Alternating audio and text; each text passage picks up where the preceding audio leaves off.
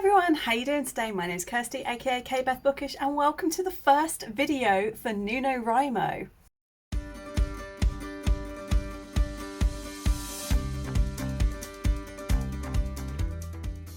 This is so exciting for me because there's just so much that I want to talk about and do.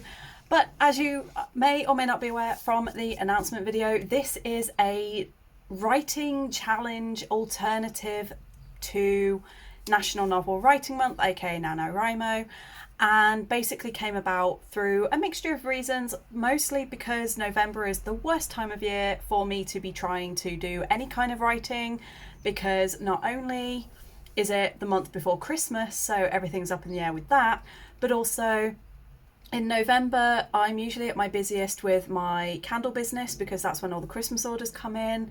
I'm also busy with all of the prep that I do for Bookmas, where I post a video every single day in December. So there's a lot of pre-prep for that. And also this year in particular, I will be looking at going abroad in November. So obviously I don't really want to be writing and starting a big new project right as I'm doing all of that stuff. So here we are. If you would like to go back and see the full announcement, this is the video and I will link it above. But if you already know what's going on and you're here, hello. The Discord is now live. I will link it below for you to check out.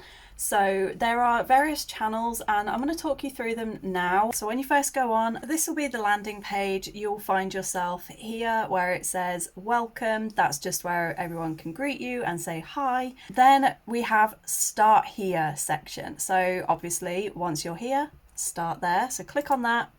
You have introduce yourself and share your socials. For introduce yourself, pretty self-explanatory, just put a little bio. Anything you want to say as a general introduction, put it in there. And then if you want to share your social links, things like, your Instagrams, your YouTubes, your Amazon links, anything like that, none of that goes in this section. Please post that in the next bit, which is share your socials. I only have one kind of, it's not even a rule, it's more of a please do this. And that is anytime you post a link in the socials, whether it be that you've got a new video that you've uploaded or you're sharing one of your links, please then go back through the chat and follow and support at least one other person. Because obviously we want to be a writing forum, we want to grow together, and that means supporting each other. Then there is a section if you are needing a bit of support with your writing, we have writer support. The first thing on here is accountability buddies. This is sort of like if you need someone to body double with, or if you're online and you want people to work together, or you want to go into a chat, or you want someone that you can just, check in with as and when, and just, or even someone who's writing something similar to you and you're bouncing ideas off each other. This is where you can put a post in saying, hey, I'm looking for this kind of person. Would anyone want to buddy up with me? Critique and feedback. If you've got some work, like say you've written a sentence, but you're not really sure if it's grammatically correct, or you've written a poem and you want to get some feedback, anything like that, please include it in there. Let us know if you just want a little bit of feedback or if you want a little bit more in depth. And if you want, please also leave an email so people can contact you for the critique. The biggest thing here, as I said, is note anyone who provides non-constructive feedback. So if all you can do is rip things to pieces and not be very polite and be pleasant, is you will be issued a warning. If you do it again, you will just be evicted from the Discord and banned, because we're here to support. We're not here to out and out shit on people. Writer's block is pretty self-explanatory. If you want to scream into a void and just vent your frustrations, or if you're actively needing help to get over writer's block, this is the channel you want to use. And then useful tools and resources. You will notice that I can access and I can post, but you will not be able to. This isn't because I don't think that you're going to have good resources to share. It's just partly so we don't get too overwhelmed with people posting, but also just on the off chance that there's something already been posted, we reduce the risk of duplicates and stuff like that. It's not that I don't trust you, it's purely just so that there's not going to be too much for people to try and sift through, and also tries to keep it as relevant as possible. But for this channel in particular, for NuNoWriMo, I'm going to be very particular about what resources get posted, just to make it as streamlined and as accessible as possible. Then there is a voice channel. So there is going to be like a writer's hangout. So if you want to come on here, if you want to have a chat, you can. And then for non-writing stuff, there's just going to be a little section here if you just want to have a bit of a chat. But also So there's going to be like a casual chat thread, and then also a book recommendation. So, you know, inevitably a lot of writers are also readers, so recommend your favourite books. So that is the tour of the Discord. I sometimes get a bit overwhelmed when I join a Discord and it's like, where do I even begin and what's what? So I thought it'd be nice to have this little intro bit and actually talk through the Discord. But that might not be what you're here for. You might be here for the how to actually generate an idea for writing. Like, it's great. I've joined this thing. I want to write. I want to be a writer. I want to join this Discord. But how do I even start? Now, what I've done, I've gone through various notebooks of mine, and I've found through either courses that I've taken in the past or my own personal things that I've done, and I've compiled a little list of how to get started with generating ideas. There is always also your good friend Google, but I thought this would be a nice place to start, and these are the things that I personally do that I find really have helped me. And I will also say which of my writing projects have directly been impacted by these particular methods and what ideas I generated through those methods.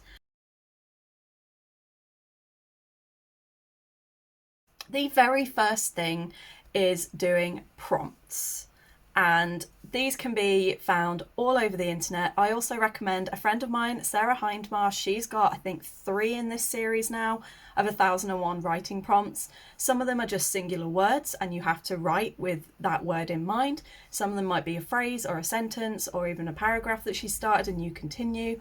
But these are just a massive collection of ideas to help you get those creative juices flowing. And I've used it a few times. I created a few short story prompts just by going through and picking a prompt and then writing a few paragraphs around that. Sometimes the ideas take more of a flight and become a full-fledged project. Other times, using prompts like this, it just is a fun little exercise that I do and then forget about. But more often than not, I find that these sort of single word prompts or single sentence prompts really help me to come up with scenes. One in particular that I did was the word don't. And that was it. That was just the writing prompt. It just said don't. And from that, I was writing at the time. I was working on my Viking romance novel, which I'm still working on. And I was working on an idea for the second book. These two characters, they've been separated for a while. One believes the other is dead, and the other believes that she has been abandoned by him. And they're reunited. He finds her and is trying to talk to her, and the whole scene around that was her saying, like, he went to touch her and she said don't. And I wrote 3 different scenes of what that word could mean. There was the don't touch me because I feel betrayed and angry and hurt by you and I hate you. There was don't because if you touch me I'm going to fall apart. And then there's the don't as in I'm scared, I'm afraid, and I don't know how you feel about me, and I'm just really unsure about what's going on right now, so don't. It helped me to think about where I wanted the story to go, and in the end I think I followed that up with about 6 chapters following that one single word prompt, and it really helped me to come up with how do I want to approach their reunion and how do I want to approach them coming back together. So prompts are a fantastic way, and like I said, they can sometimes really help to just come up with a short story or a poem. Sometimes they can help prompt an entire novel. One that I like to do a lot is, and this one will come up in the character sort of generation and character development video, is people watching. Wherever I go, I like to just sort of watch people go by, and I like to just sort of think about where are they going, who are they, or I'll watch people's interactions and my brain does its own thing. One example of this is a story idea that I came up with when I was watching my ex-sister-in-law's jiu-jitsu class. And as I was watching, I just saw these 2 lads in particular. They just sort of seemed to have this tension between them. And my brain went into, what about doing a male-male romance that featured 2 characters where, like, one's come in to this jiu-jitsu school and they don't get on and the fighting leads to sort of romantic tension, and then it turns out there's other stuff going on. Just from watching one class of jiu-jitsu, I've now just thought of an entire novel. So watching people can really help. There was another one that I had where it was something that I saw on the news where, like, people were accusing this woman of fraud and were, like, coming at her because of she was doing tarot readings, but she was reading from the booklet that came with the tarot cards and wasn't really sort of reading the cards. She was just more going, oh, this is what the book says.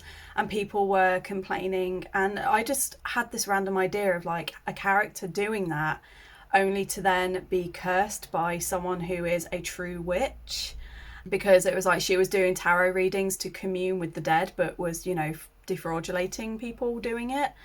And it was kind of this idea of her being cursed, so now she can see the spirits. And it turns out that not only does her house have a ghost in, but the university she attends has a serial killer. So now she has to team up with the ghosts in order to try and find who the murderer is. Only no one will believe her, and because who's going to believe that she can speak to ghosts? And I still have that as a plan for a story that I would love to write, and Ren keeps telling me to write it. But that all just came from literally a news article that I saw where it was these people complaining about a woman being a fraud.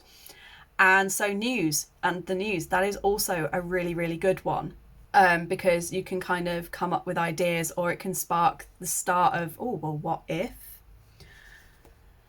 Dreams, I know, is a pretty classic one that a lot of people talk about, but it is honestly true. If you are fortunate to be, or unfortunate, as those of us with night terrors can attest, but if you are one of the people who can remember their dreams, keep a notebook by the side of your bed, and every morning when you wake up, write down the dreams that you can remember. When I was going through my story ideas and my novel plans, I found an entry that I forgot even existed, and I was like, holy crap, I forgot about this. It was a dream that I had in like 2021, and I genuinely had no memory of this until I started reading it, and then went, oh my god, I actually vaguely can still remember details from that dream.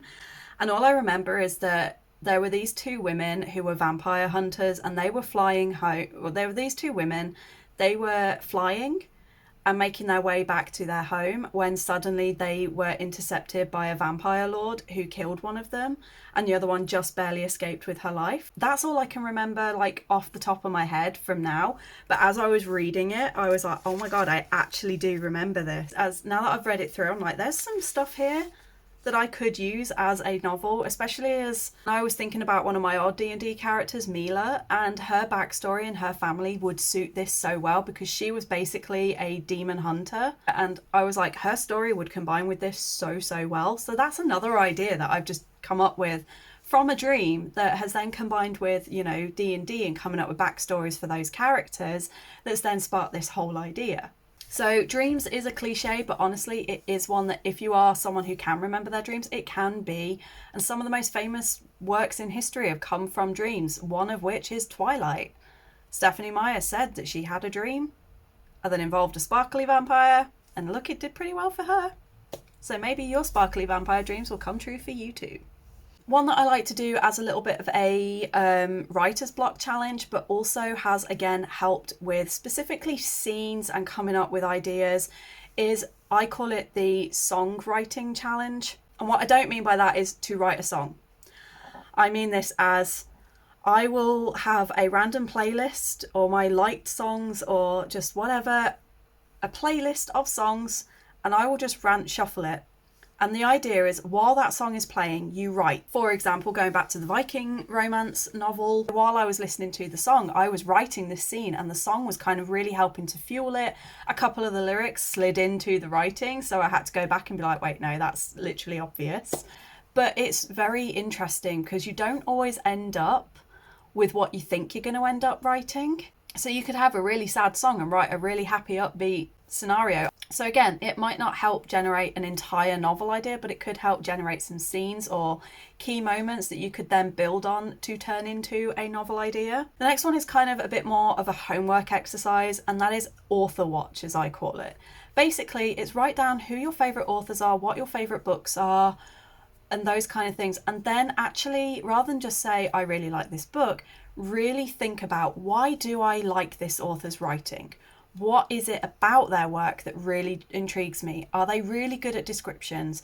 Do they bring the world to life? Is it that they're really good at dialogue? Is it that their characters are incredible? Is it that they come up with plot twists that I don't see coming? really think about why it is that you are driven towards a particular book or author and make notes. Actually write it down. If you find that you prefer authors because you really love characters and dialogue, then you might find that you would work best writing a book that focuses more on characters and dialogue. If you really love world building and plots, you could find that either there's a niche there that you want to do, or you might even find the opposite, that actually, because I read all of that, I don't want to write that. And it could just help you sort of think about your reading patterns and how that can then flow into your writing, which again can then lead to some ideas, because it might be, well, why do I really like these characters? Well, they're this. So, oh, maybe I could have a character. Like, for example, Sebastian de Castell, the Greatcoats, Brasty is kind of one of the influences between one of my characters for the project that I will be working on for NuNoWriMo. He tends to be a little bit more impulsive and a little bit more, like, he's less on the bookish side and is more on the instinct and the reactive side. And I was like, well, that is very similar to Caro. So I kind of used him as a bit of an idea, and then it was like, well, what's Brasty's backstory? Okay, well, I can use elements of that to think about what's formed Caro's backstory. And I've done it with a few characters across things. Like, one of the characters in my book will be very, very loosely based off Ben from Treasure Planet. He doesn't have that kind of wacky chaos about him, but he does have the amnesia and holds the key to some of the most important life-changing things in the book. So that's always a really interesting exercise to do as well, and can help develop into ideas. And then the final one is called the fill the gaps, or the I wish this book had. How many times have you sat there and you've been like, I really want to read a book that has this, this, this, and this, and can I find it? No. The reason you can't find it is because you need to write it. And this is where one of my stories came into being, where I was like, I really want a story that features angels and demons, but the angels were the protectors of the earth and the demons destroyed them all and took over. Have I ever seen a book written like that? No. If you know of any, please do let me know. But also, another story that I have that was directly inspired by this idea was a what if scenario. And it was when I was watching Sci-Fi's reimagining of Alice in Wonderland. It's kind of a unique retelling and a slightly darker retelling of Alice in Wonderland, which, as you know, I love. And I sort of got to the end of it and I was like, what if Alice and Hatter ended up together and had a kid, but then they got separated, and then Alice, for some reason, is tied to the magic of Wonderland, so she goes crazy and everyone thinks that she's insane, but it's not. It's because she's slowly dying. And again, that has led to an entire novel that I still plan on writing. It's not a priority right now, but it is a plan that I am thinking of. And also Once Upon a Time, the TV show, I love that idea of having multiple fairy tales weaving together. So the Lunar Chronicles by Marissa Meyer does that. It takes all these stories and weaves them into a unique way. And I was like, well, what about Red Riding Hood? Like, what if Red Riding Hood becomes a hunter after the wolf kills her grandmother, and it's the woodsman that in the stories saves the grandmother, but in my story doesn't manage to, and he takes Red in and trains her to become a wolf hunter. So, you know, ideas can come from everywhere. The key thing is to just always have some sort of notebook or your phone to write them down as they come to you, and also have days where you just sit and you just think of, no matter how inane that idea might be, write it down. Because you never know when something like, you know, you might go, what if this water bottle suddenly comes to life? Sounds stupid, sounds crazy, but could end up leading you to your best-selling novel. You never know what's going to happen. So I really hope at least one or two of those ideas has helped, and maybe even as I've talked, you've sparked a few ideas of your own. Let me know if you have, while watching this, sparked any ideas, no matter, like I said, no matter how silly they may sound or how completely irrational they may be. Let me know if you thought of anything while watching this. In the description, I will obviously put in the link to Sarah's book if you want to go and check it out. And if I can find any websites, I will link one or two in the description for you to check out. Please also, like I said, feel free to check out the Discord because there will be some resources on there throughout this month. And we also have some live planning sessions coming in the next couple of weeks. I've got 2 planned currently. I may do some impromptu ones. So if you are still struggling to generate ideas, if you want to pop along to any of these lives where we're going to do those live planning sessions, please do. And you can always ask some questions in there, or you can look for questions and support in the Discord. But other than that, I really hope you're good. I hope you are planning on joining us. I hope your month starts off well. I hope this has helped, and I hope you're all good. I hope you're staying safe. Don't forget to like and subscribe for more content throughout this month, and I will see you on the next one. Bye.